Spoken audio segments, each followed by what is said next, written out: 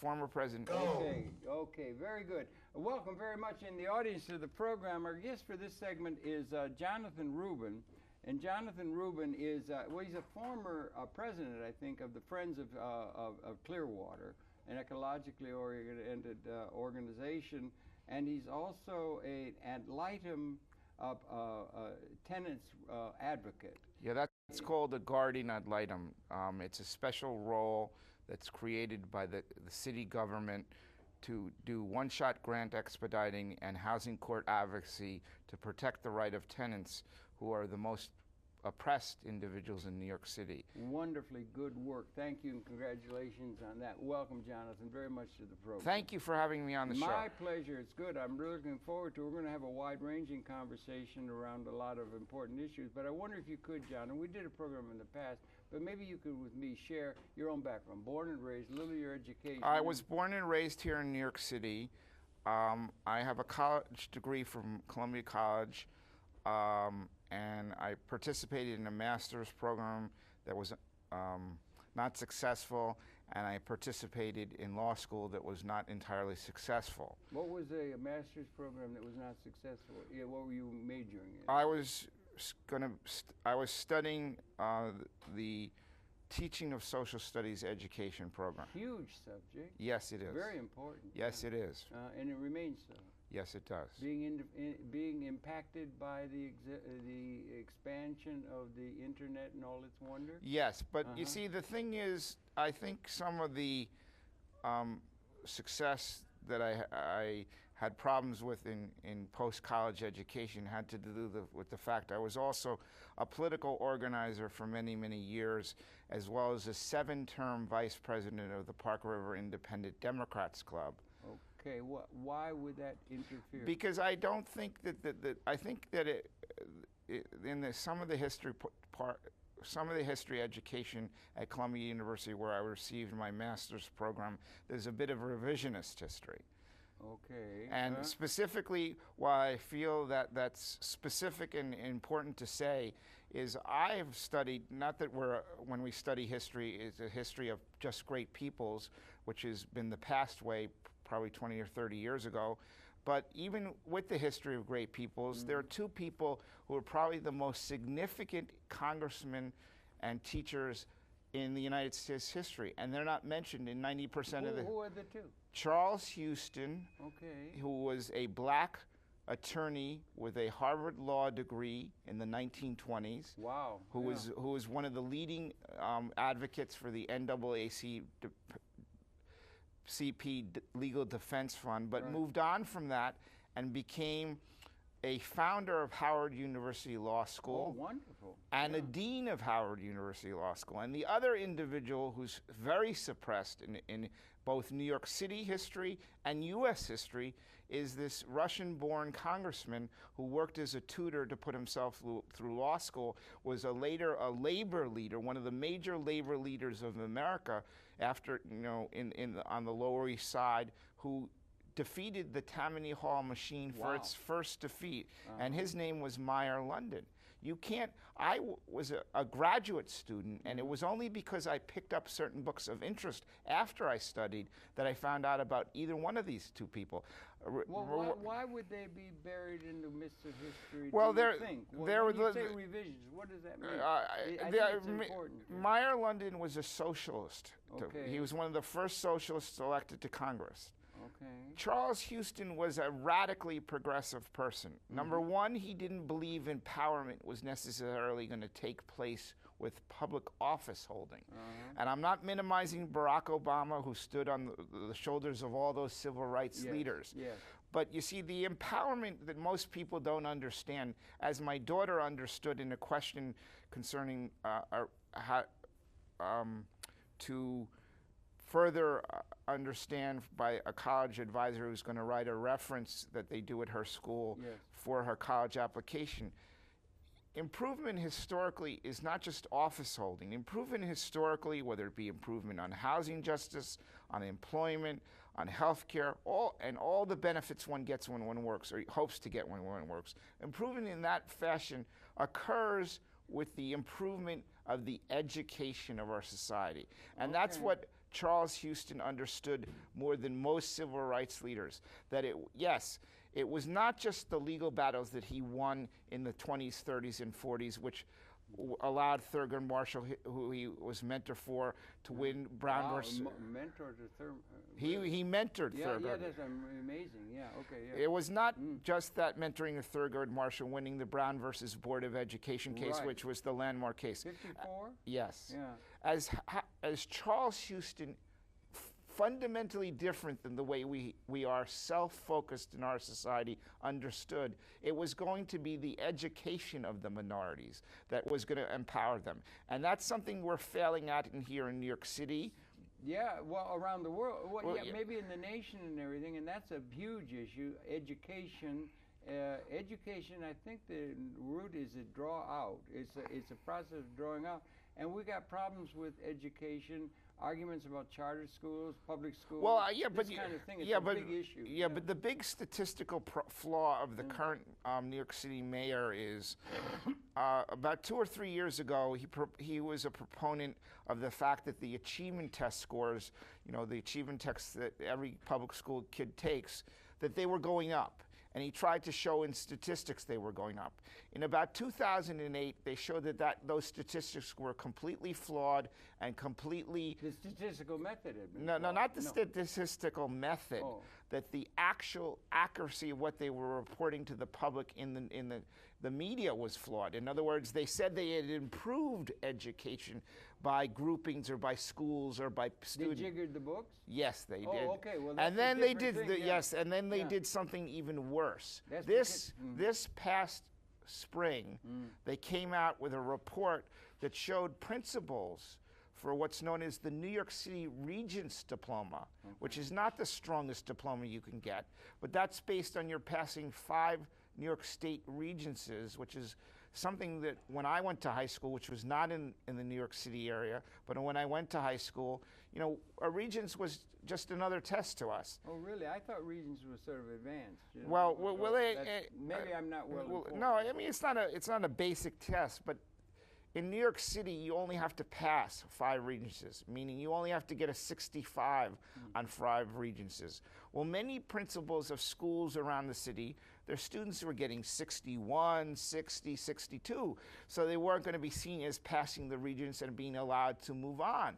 So what happened is over about 2,000 cases citywide to allow the principals to get more money for the schools and to be seen as doing things appropriately. Right. It was reported this past spring that 2,000 students had their scores elevated by 5 points or so that they got those Regents diplomas. Okay, that's really interesting. It might have come with all the testing that Mr. Bush was thinking about, and the testing, and instead of teaching, and education is such a big thing, and it's a big word, and it's a big thing. What does education mean? Particularly when you're in an age where there's an overwhelming abundance of information overload coming at us. What does it mean to be educated? How do we do it? How do we set up the whole educational process is a big thing. And then they set it up to where they wanted to have certain things that had to be taught. How do we determine the curriculum? How do we decide what it is that's going to be educated? And then secondly, the overall system is one where the student is expected to adjust to the curriculum, and there's little room for there to be what I would call autodidact, people who are really interested in learning and not trying to get some test passed in order to get into Harvard Business to make some money. And it's all about making money. Absolutely. Okay, and that's a very sad way for the society to be going. Okay. I'm sorry. It's a larger issue in a sense. No, but you know what? I'm not a young man anymore. I'm in you're young. Well, you're young. Let me assure you, man, you're young. All right, but by my standards, you're very young. Old to be your age again, my son. Yeah. All right. What I would like to say is when I was growing up in my elementary, secondary school years, the concept was not just learning for the test. The concept was to learn the subject. Yeah, and do some what they call critical thinking. Critical and creative thinking. Critical and creative. Yes. Okay, that's interesting. The more advanced and successful students who came from my community, which is a very good community for education, We're very creative thinkers. What that community is New York? In New York State, yes. Yeah, okay. Yeah. But more importantly, we, forgetting that math aptitude and English aptitude and English writing ability are now part of the fundamental basics to get into college. We had a very simple concept that was elaborated on in many areas. There was the concept that you had to know the 3 R's: reading, writing, and that goes back to Horace Mann. Yes, yeah, right. yes. Well, that's true. But the point is, that's McGuffey's a basic. Reader, yeah. Yeah, that's a basic. Yeah. Now, with the concept of doing things for human beings, science is also important. Yeah. And I think the flaws are in the American system. Although we have great researchers and great research universities and great students, there are students who are very money oriented, who are humanists, who want to work in science for the human standpoint. I want to say something very critical about market capitalism. Thank you. I'd be happy to hear that. We have a basketball player who in the early 90s made about $20 million a year. I don't have to attack him personally, but Jordan? No, yes. Oh yeah, Michael Jordan. Yes. He was fantastic. But yeah. yes, to a degree. To a degree. Our market capitalist society rewarded him big time, and nobody was hurt, and it allowed him upward mobility. I happen to know a brilliant research doctor. He's so brilliant that the current mayor, Michael Bloomberg, about 4 or 5 years ago, gave him an award for lifetime achievement in the biological and immunological sciences. And about 50 hours a week, he's in a lab trying to find cures for cancer and other diseases. Now, you might say that that's good, but that's not all he's doing with his life. It's like Charles Houston in a different ethnicity. This scientist is teaching students at Albert Einstein medical colleges 10 hours of classwork a week. On top of the 50. On top of the 50. 10 hours a week. And he prepares for those classes. And he's been doing that for 50 years. So I would say to you right now, in the market capitalist society, he's making 1% of the Michael Jordan in that unique year Michael Jordan made 20 million. Is that appropriate? I'm not trying to hold Mr. Jordan's salary down, but you see, there are a lot of jokes against lawyers and scientists and doctors, that they're sort of seen as leeches. That's the concept. And when I was a science major in college, I became a victim of people who thought, because of where I came from in the state, my only interest was financially focused. What do you mean, where you came from in the state? What are you talking about? What location are you talking about? I came from the suburbs in upstate New York. Suburbs upstate New York. You mean in Westchester? That's correct. Scarsdale or something? That kind of thing? No. Or I'm trying to put you trying to. I'm not trying to be evasive. The exact community is not important. I didn't come from Scarsdale. I did come from Westchester. You came from a privileged background. Yes, but okay. but wait a second. This is a very key point. The two leading patriarchs in my family, my grandfather, who was an educator and professor and associate dean at City College. Okay, where there was no tuition. Right, and that was killed by our mayor, Mayor Koch. Not our mayor, but the mayor, Mayor Koch. Maybe the forces of history? No? Yes, but Mayor Koch was the man who took the linchpin and decided no more free education. But more importantly, the two leading patriarchs of my family who allowed me this privileged background, they came from the lower middle class backgrounds. My father, number one, was from a small apartment in New York City, which he lived in with 2 brothers, his mother and his father. His father was dead when my father was 19 years old.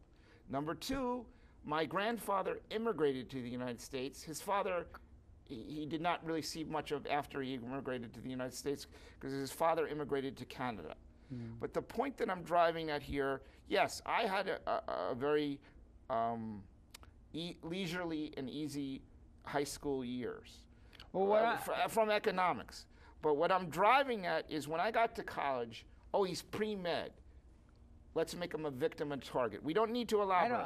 I can't follow. I can't follow. I know, because I'm being unclear. What I'm trying to get back to the family, because I think the family is more important than the family setting. Was it intellectually curious? Were they talking about things that mattered? Was it not just mundane talk? Was there intellectual curiosity, encouragement along those lines in the family setting around the dinner table? That kind of thing? That's more important, perhaps, than the institutional structure. As long as you're going to that, my father was hardworking. He was one of the early corporate executives who did business with the Russians, and then he started his own publishing company.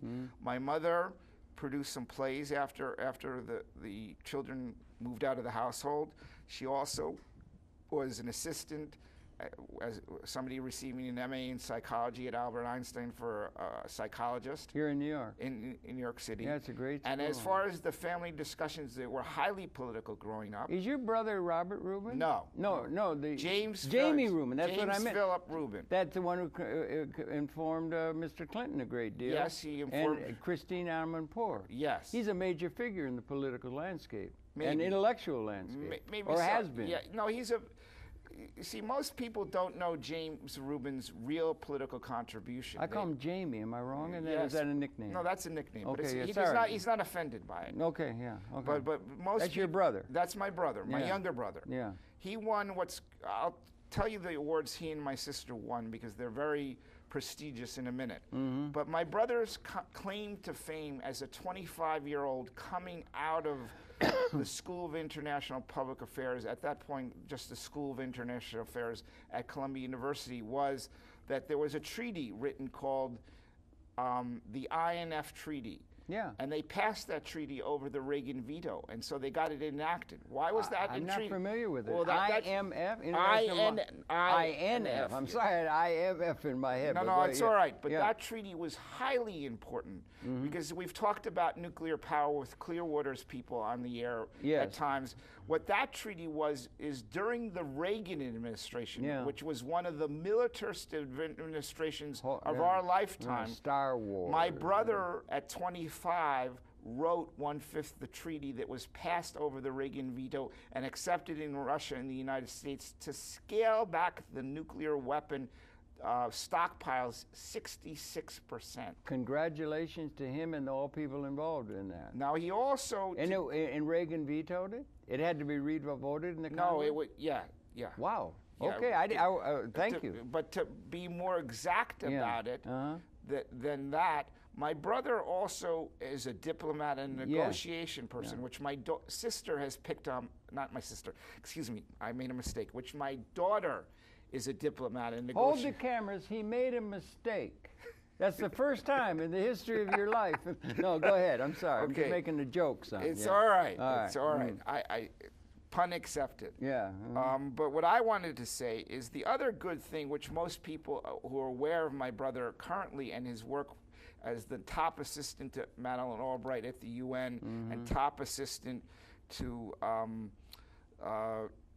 Madeleine Albright and Clinton at the State Department in the Clinton absolutely, yeah. Yes, during that time, there was a mess in Bosnia. Horrible. And in Kosovo. Yeah, horrible. So when Hashim Thaçi of Kosovo was a little reticent about coming to peace with Milosevic,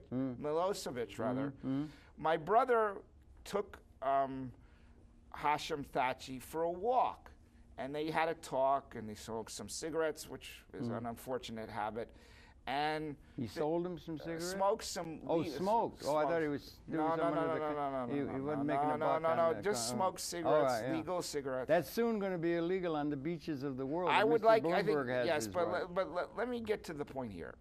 My brother got Hashim Thaçi, the Kosovo Liberation Army leader, to take a compromise and come to peace terms about Kosovo from that walk. And that's another credit to his work, which has been fantastic in international affairs. As a matter of fact, there's a think tank called the Atlantic Partnership, and for a period of time, he was the U.S. president, because it's a European and U.S. Think tank, and he was what was known as the U.S. president of that think tank.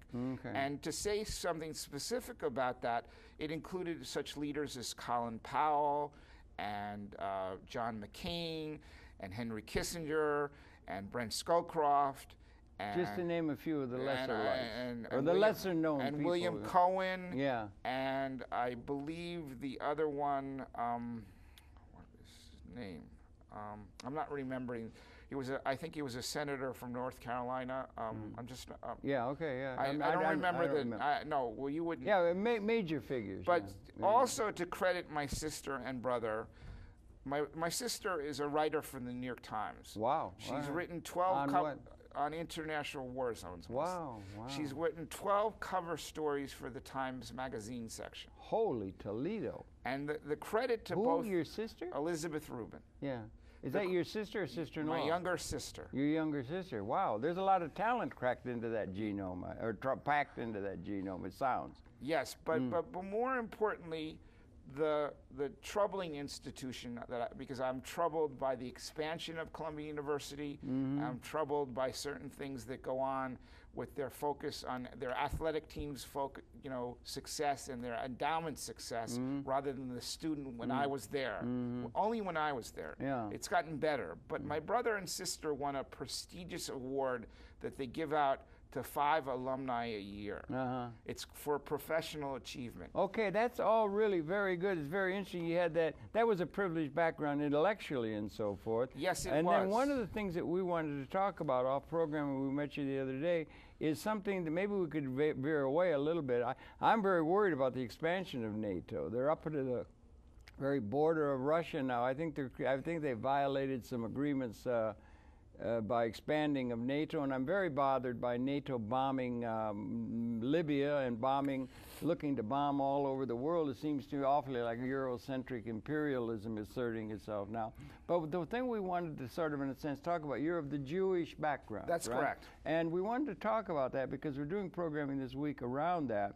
And I'm wondering if you could. I had a guest that aired last 2 days before this program will air, Mr. Motz, and I asked him a question. I gave him 2 minutes to address it, right? All right. And it was, what was or is the source of anti-Semitism? Well, now, you only got 2 minutes, so you better talk fast. I think that I read in this book that I've been reading recently. I know you've been reading on it, yeah. Yeah, there's the notion in this document called the Protocols of the Elders of Zion, which most Jewish people believe was written by a Russian person who was afraid of the Jewish intellectuals and afraid of the Jewish social-minded people. I'm very happy to hear that, and I wonder if I could say a thesis of mine when it comes down to it. Like I said to Mr. Motz, and I say to myself when I think about it, I simply cannot understand what's not to like about, in broad terms, the Jewish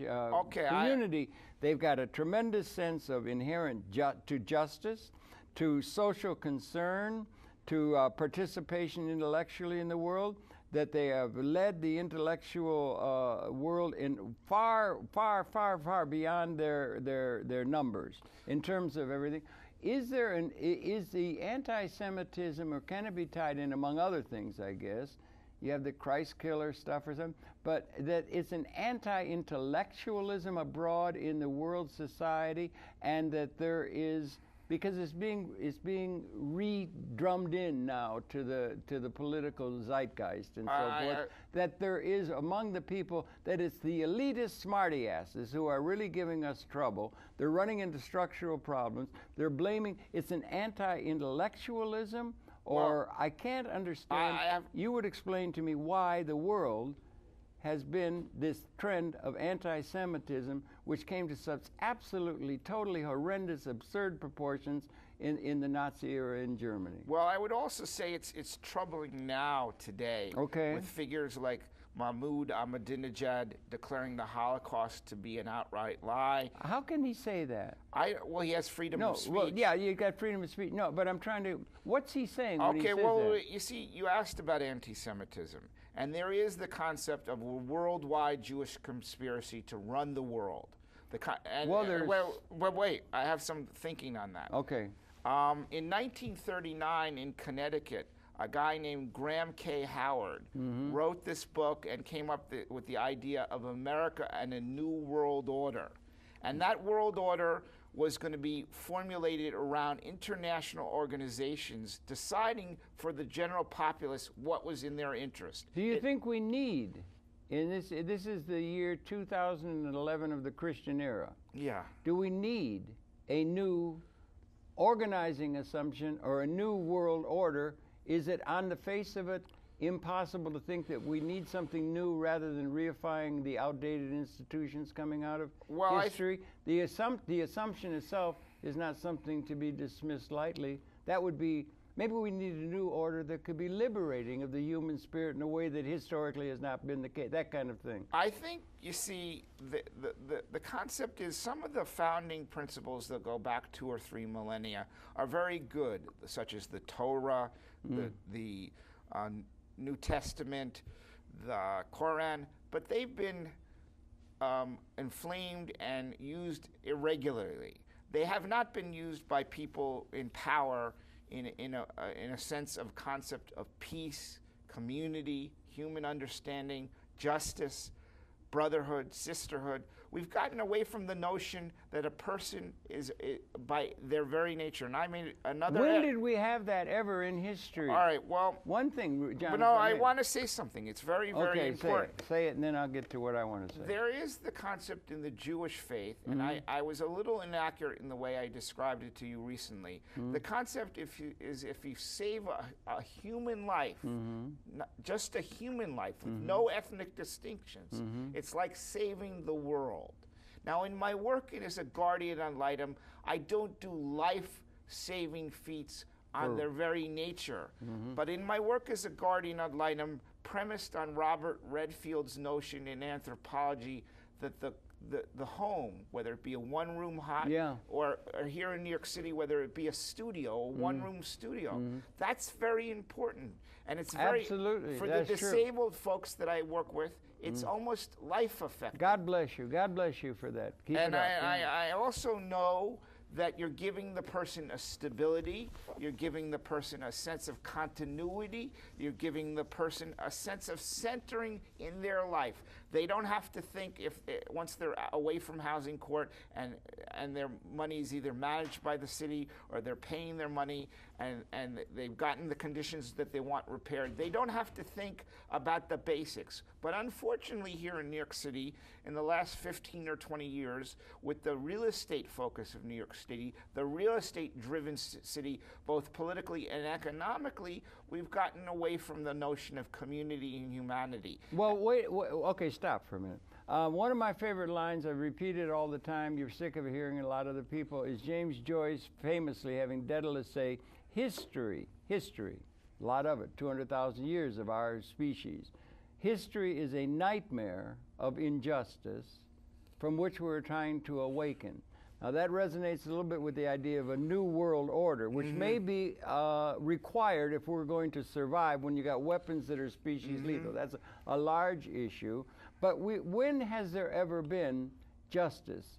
If I may, or real justice. You had the Roman Empire for 1,000 years was pretty brutal. And always had, under the kings and the dynastic states, you had serfs who were virtual slaves. We had chattel slavery. We had systems of advancement of technology that was overwhelmingly done by a power structure du jour of the moment to get a weapon system to give them advantage so that they could go and steal the grain from the other tribe, enslave them, make their tribe strong. It's called realpolitik. Yes, it still rules. No, in it's terms worse of the than way that. the world. It's worse than no, but I say, when is this golden era that you say we're going to return to? There has never been a period where, in a systems way, the system was just for everybody in a systems way. I want to decry. So that is again retouching with the idea that we maybe do need a new world order. Okay, but and it shouldn't be dismissed out of hand. All right, but let me say something about America. I love America. I do too. I love all the opportunity I've been given. I've loved the blessings of a good education, a good family,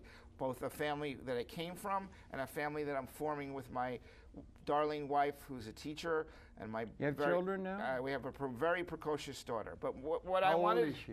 She's 16 and a half. Okay, yeah. Oh, that's a tricky time. Yes, of but what I wanted to say transition, is, I really feel I've been given more opportunity than it would be anywhere in the world in America.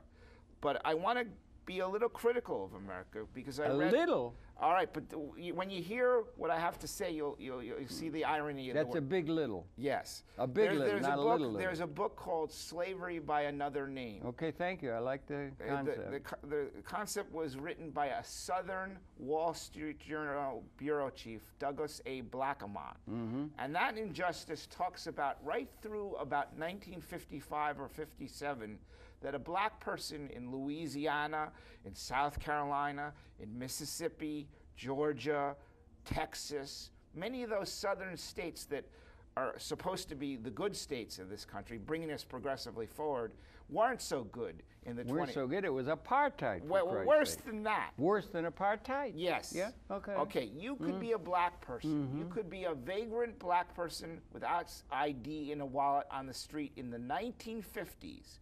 And you could be arrested for loitering. Yes. That arrest was not just the minimal subject of that. Then you'd have to pay a fine of $35. And we would be dealing with people who really didn't have an income, who might be unemployed, or might not have the $35 accessible to them. So then a company like U.S. Steel could buy that punishment and say, well, will you sign here? And we were talking about less than Harvard-educated folks, and they would say, "Oh, you bought my. I don't have to pay the fine anymore." But the signing here was that they were going to be laborers for U.S. Steel, like chattel slavery, almost. Yes. Yeah. Or like what's known as mercantilism. Mercantilist slavery. They were going to be slaves forever to work the mines in the South, to mine coal and steel and copper and iron, and that was important to the world, but it wasn't. They were almost tools of the corporate executives who thought that they were allegedly doing a favor for these unfortunates, but what they were doing is really stealing their lives. Well, all right, it's always been, if it may, it's always been, even Aristotle, back in Periclean Greece, you know, he observed Greece of the classical period was a slave system. It was slavery. They had slaves that would do what had to be done so the few could lead the mind of the spirit and so forth. And he said it would ever need be so that there be slaves so that the few can lead the life of the aristocrats, right? Right. And it's always been like that. There's a few people who own, whether it's a king in the castle on the hill or in feudal period with all the earls and whatnot, and then there were great numbers of serfs who had no choice but to do what they were told and lived in wallowing around in poverty. It's always been like that. No, I don't disagree with you. Okay. I want to say something. Now, he did say, if I may, Aristotle, he had a caveat to that. He said, it need be so until and unless the loom learn to weave. Okay, but my feeling is... Do we live at a time where the looms are learning to weave and creating a condition where perhaps thinking large, thinking critical, okay, I want that we are perhaps, as a system, on spaceship Earth, right, after 200,000 years, we have weapons now that are species lethal. Yes. That is, if they were unleashed, it would be the end of 200,000. I want to get back to your point about slavery. No, but I'm getting to that. But let me make the point, and then you can address it.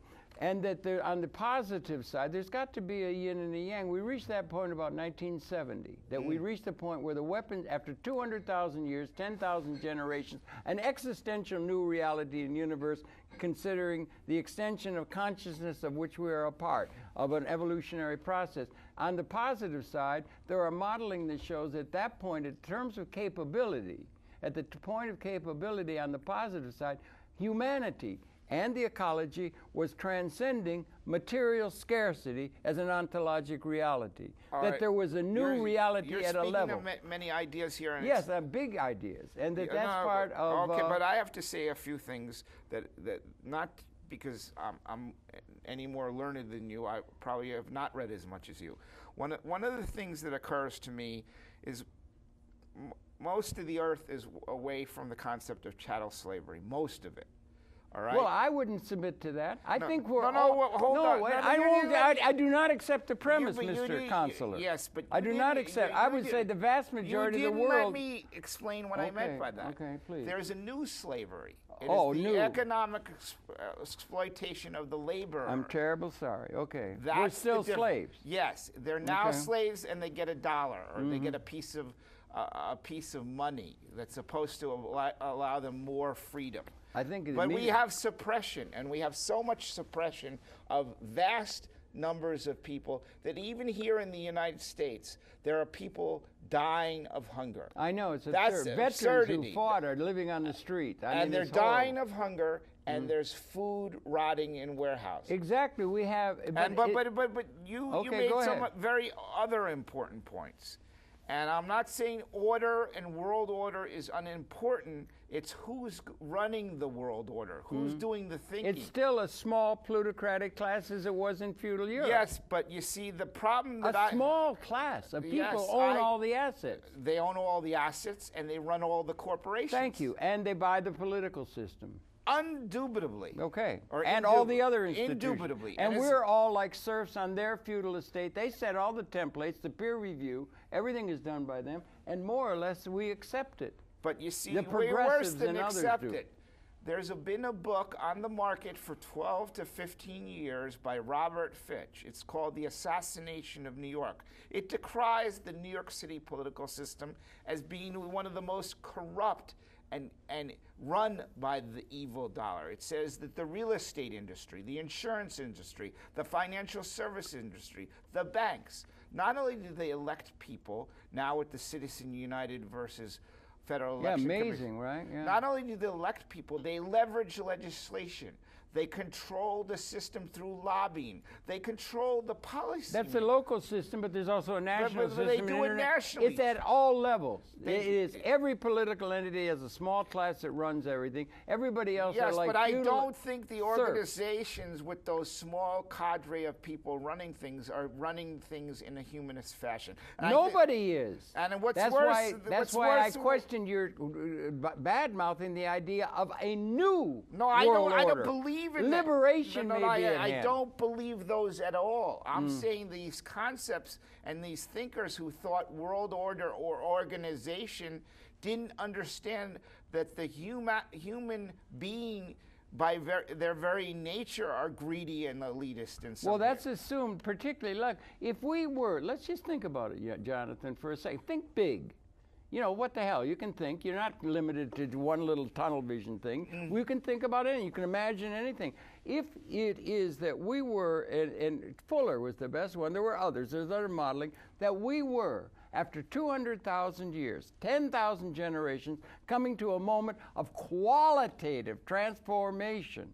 Can you understand that? Yes. Your mind around, not one little thing here or New Jersey no, I here. understand. Okay, now, if we're coming to that, and we have transcended at the level of capability, we have a unique capability of extending our consciousness into the environment and making it different. Agreed. We have nanotechnology. Agreed. We have all kinds of ephemeralization, doing more with less. It's not Malthusian necessarily, or Ehrlich, or any of those things. We have an ability that we can see collectively as an operating manual for Spaceship Earth, that collectively we have, including the ecology, have transcended, now wait a minute, transcended material scarcity. No. There is enough for all at the level of capability. Our institutions are all predicated upon the assumption there never can be enough. For me to win, you have to lose. Realpolitik, and we're reifying the outdated institutions rather than coming up with new perceptions. Gets back to maybe it is the messianic or the prophetic vision of the Jewish people that was upsetting to people who were saying, wait a minute, there's a time, and maybe that time is coming. Well, I would say to And you, I want to get, we I don't would lose say- the no, I- anti-Semitism. I want to, you said about 6 or 8 paragraphs. I know, well, it's systems linking No, of no, those I things don't say together. there's anything wrong with what you said.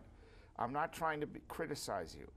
This man, Meyer London, who was a world thinker who taught Wilson and the Tammany machine that the human laborer matters. The person who the capitalist thinks of as their tool really should be given freedom. Now, what is freedom? Freedom Is it freedom just to eat? Is it freedom just to be housed, to have health care? Or is it freedom to think and read and educate even when you're not in school? It's hard to think really clearly if you're starving. But I agreed. Yeah. But that's the beauty of Meyer London, this socialist who lived about 70 odd years ago. Yeah. He was a labor leader before he was a U.S. My Congress. granddaddy was a labor leader. And there was a strike in his neighborhood. Yeah. And that strike was such that a family came to him and they said, our father and our husband here, he's on the picket line. We have no money. We're not eating. We haven't eaten in a week. Meyer London had a bank account. There was $25 in the bank account. He gave he wrote a check or whatever it was necessary to get them the $25. He gave him his whole bank account. That's the type of person he was. Well, that's sort of making him. That's no, he was not a saint. He was not a prophet. No, it's an individual act of philanthropy and everything. It's good. It's something. The wisdom schools, all the leaders of the wisdom school, take care of the least. Be concerned. Be empathetic. Yes, well, understand. Be helpful. Let's be friends. Let's be good. And the political leaderships have always ignored it. Well, you know what? Have they not? Have they not? Yes, okay. They have. There were two leaders in the last 50 years. And they were Robert Kennedy, maybe? No, well, he was one of them, but the other one was this. What was his name? A good guy. We're trying hard to find the name of a good guy. He was the senator who, John Edwards. John Edwards, who went into trouble on yes, but what I wanted to say about both of them, Yeah. not that either one of them was a saint or a prophet or anything like that, they were just good political leaders.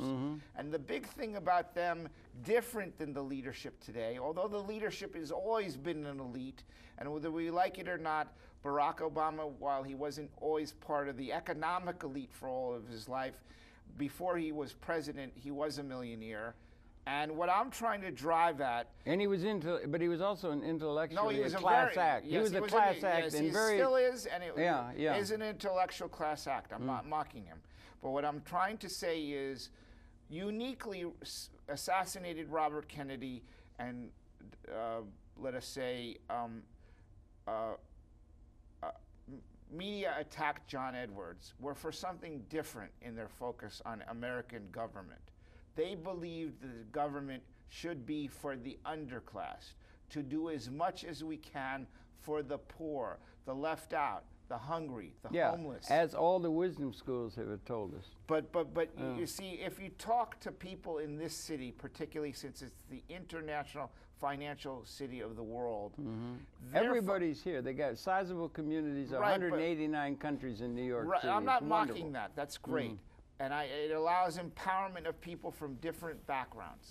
But the concept of helping the least among us. Yeah, that's a core to practically all ethical things. It's been very much part of the Jewish tradition from the beginning. Justice has been absolutely there. Again, back to why anti-Semitism. Well, anti-Semitism, there's the concept that the Jewish people want to control the world. Well, there's some people who think the Presbyterians want to do it, or the Masons want to do it, or the blacks want to do it. Right, but there's also the concept. It's all coming out of ignorance. But there's also the concept that the Jewish people are amongst the greater percentages of corporate CEOs, banking CEOs, real estate CEOs, financial service CEOs, and insurance CEOs. Okay, but so in a certain sense, then they're selling the bill of goods to the fact that it's these leading edge people who are, that's anti-intellectual. And also, not just all the CEOs and the financial service, also academically, Einstein, intellectually, the arts, everything like that.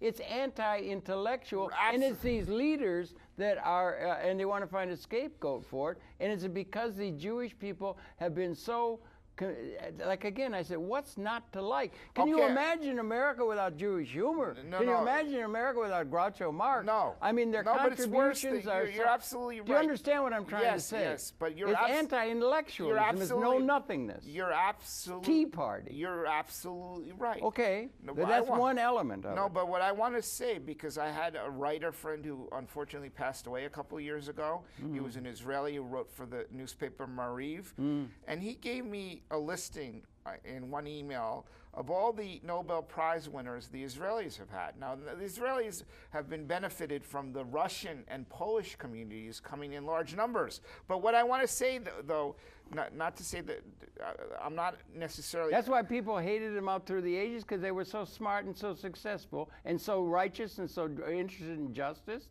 And all the values and the characteristics. They don't like they don't like people who are really good. They want people who are like some sort of, that's what I'm trying to... No, it's I like agree a with you. big dumb mass who can't stand anybody who can think. Well, it's worse than that. It's anti-intellectual. That's a main...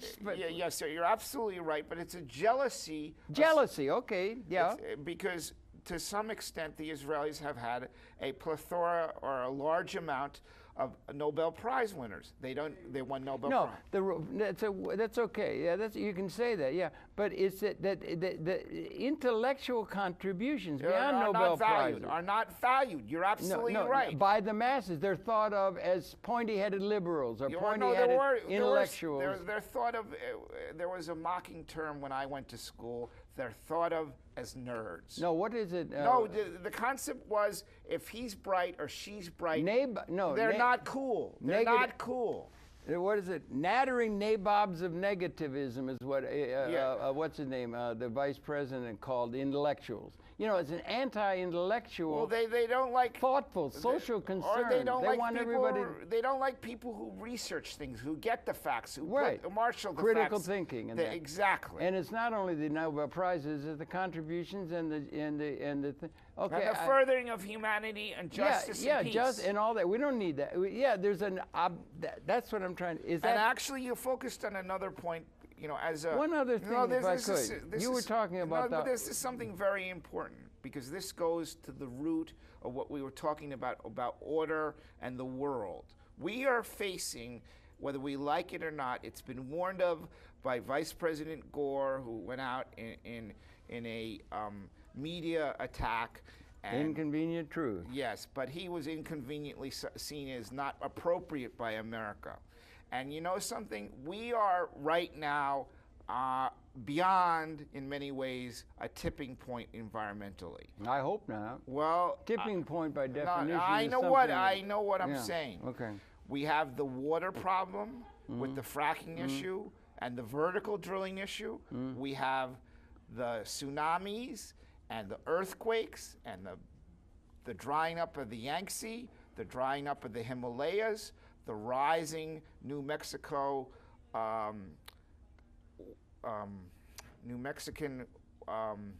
area of water, and the eroding of the Arctic glacial system. We are changing our world environmentally seriously every day. Okay, now let me say, the main threat in this age of qualitative transformation moment, right? The major threat to the existence of our species, let's say we're concerned with that. We're about 7 billion people that have emerged and so forth. The main threat in a systems, in a comprehensive way, is our weapons. The weapons, no, wait a minute. All these other things like melting of the Arctic and the weather and the global warming, that will create political conditions that will be very unsettling and will lead to, in an irrational way, finally, that which can wipe out the species. And the only thing that will wipe out the species is the unleashing of our ungodly capability to annihilate the entire human species with our weapons. That's the one big danger. And now we don't have vision of a new world order that is legitimate to the wisdom schools. We only have reifying, outdated realpolitik, special interests, cater to the rich, cater to the already successful, cater to them in terms of everything, and we don't have a vision coming from our intellectual community of a qualitative change, because we just assume human nature is selfish, and all the assumptions out of 200 years of evolution, which has been transformed qualitatively at the level of capability, and we don't awaken to that. It's never presented in a systems way, just special things like global warming or fracking or something like that. Okay, Those things are all things that would lead to the big kahuna, which is unleashing the weapons. Our weapons of the United States. We're the major problem in the world. But I agree with you that the weapon systems in this world and this country today could end humanity, and that's despicable. I agree with you. You agree with that from modeling. But I have We didn't have that until about the year 1970, out of 200,000 years. But I have to... Does that signal something new? Yes. Will there ever be a thought in the world side of that something new is going on, like Bobby Dylan said back around 1970? It is true. An awakening, a change, a coming to the end, yes, a new world order. Bob Dylan called it "Times Are Changing." That's right. But the world order concept, or the international organizations concept, they're just reifying outdated institutions, right, Eurocentric power relationships. Yes, but it's to a fundamental basis that we're not even focused on right now. There is what is the third highest sold commodity on the world market today? I don't know, corn? No, it's bad. It's very bad. It's called H2O, water. It's the third highest sold commodity. Pure water, clean water, water that's healthy. Well, what does that mean? What does it mean? What's what are you talking about? Well, I'm trying to drive at this environmental issue. So you're still back on the environment? Yes, because... Okay, well, it's a side issue. It's a side issue. It's not a side I say it's a side issue. I agree with even if the thing goes off at Yellowstone, there's nothing out of the natural order. You're not letting me finish my thought. Okay, we'll make the point. You're right that the weapons are a problem. Those things are only relevant to a political condition that would lead to the unleashing of the weapons. All right. That's the basic problem. Right now, in tribal homelands... And the black ops are just still going, even despite starting everything. We're still in that precarious but I have position. to get to the focus of this. Okay. Right now, in the tribal lands of Nigeria and Ethiopia, they are fighting over pure water systems. And that is a flaw in our world I had a program the other day I did with an Israeli guy, and it's really interesting because I do think the one thing that never could be taken into account is the technological development, particularly along the lines of what they call ephemeralization through good design of doing more with less.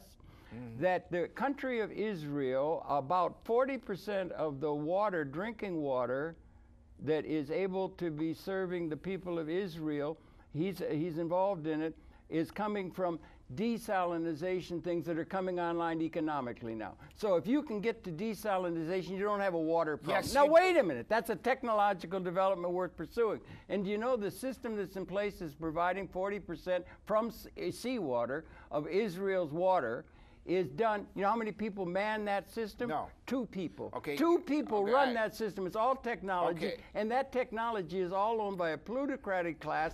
There's no way of distributing demand to the north. We don't have a system of forming capital that gets ownership of the technology responsible for production without it being filtered through some slave system called labor.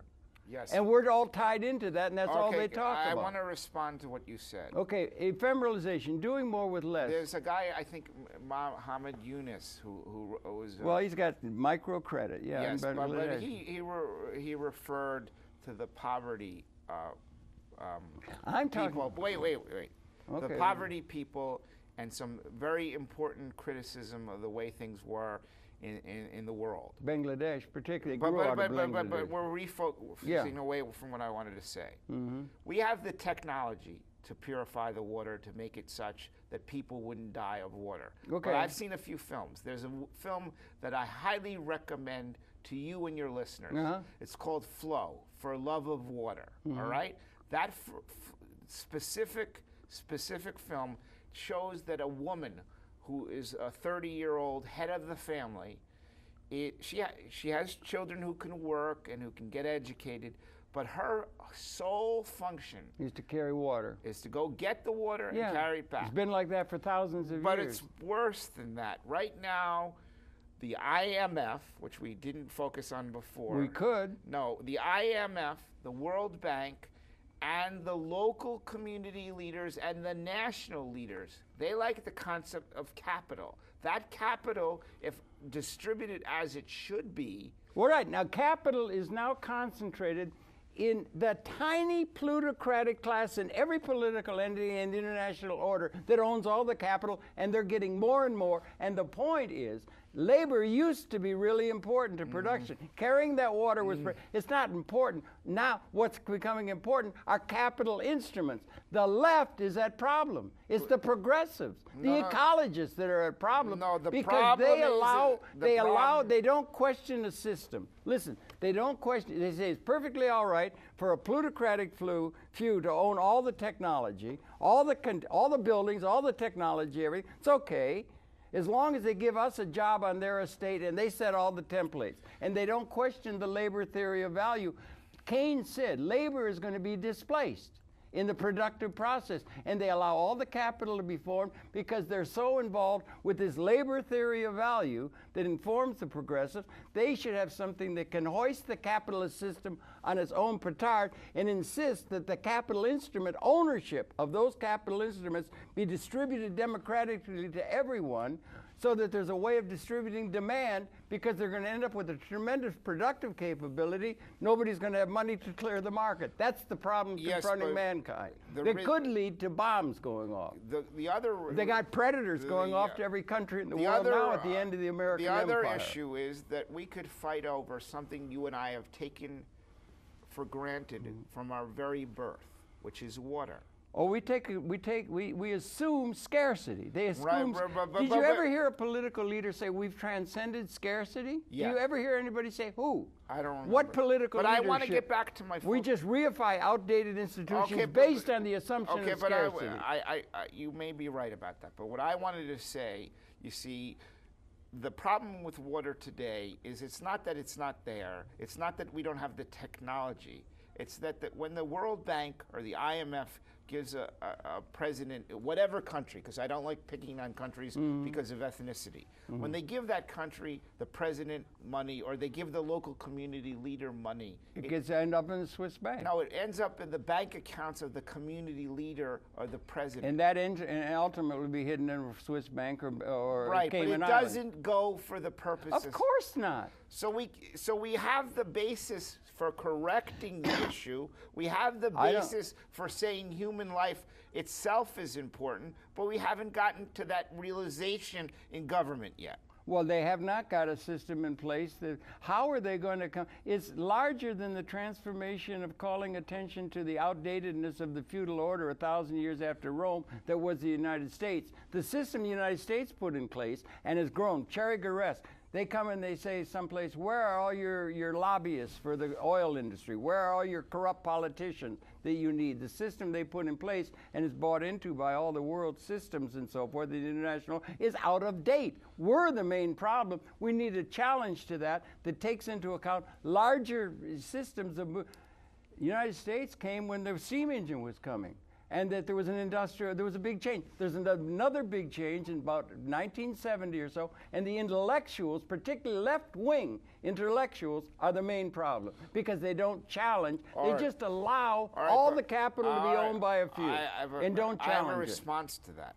Okay. We only got 20 seconds left. There's something known as the kibbutz. The kibbutz worked, I wonder, and you know what? I was at Engev. I worked on a kibbutz. I did too, Engev. And you know, I laid irrigation pipe and I raised irrigation pipe. Yeah. So the Israelis took very arid land and they made it fertile. Yeah. So there is the basis, and that those were the left-wing, social-minded. Yeah, but that's going by the boards now. All they can do is anyway. One of the problems is we ran out of time. This planet's running out of time for some vision. We need vision from intellectuals, and you're contributing to that. Thanks so much. Thank you very much, and thank you in the audience for listening. Jonathon Rubin is his name. Friend of the Earth he is, and Pete Seeger's to be much celebrated in all the ecological movements. So thank you very much, and we got Larry Parks is going to be coming in pretty soon, so we've got to make some space for him because he's got an interesting take. Great place, MNN. Thanks a lot, Jonathon, for coming in.